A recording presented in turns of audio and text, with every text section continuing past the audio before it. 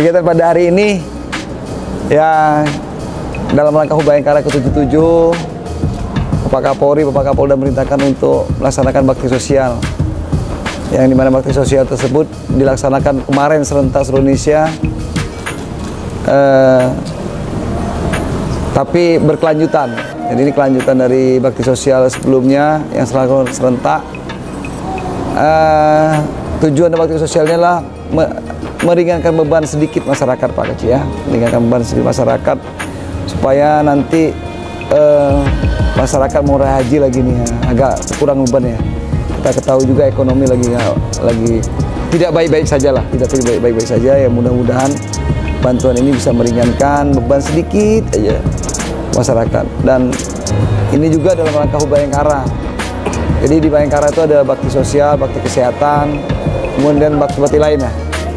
Yang tujuannya supaya kami ya memang bakti kami lah kepada negara, kepada masyarakat, di mana supaya kami juga dari polisi bermasyarakat dan nanti bersaudara sama masyarakat, apapun agamanya, apapun sukunya, apapun segala macam.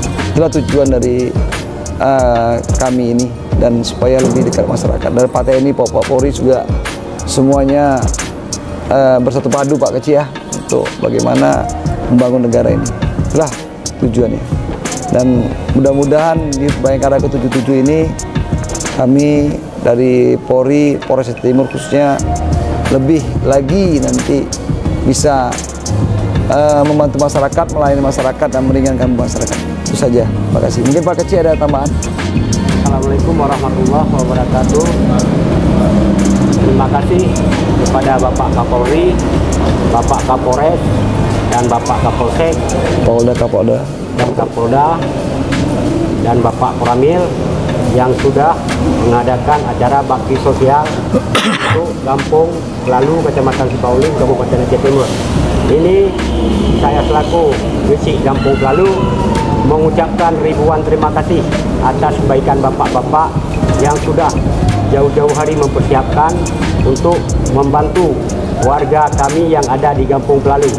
Ini mungkin nggak terbayang, kayak di hayalan kalau saya bilang.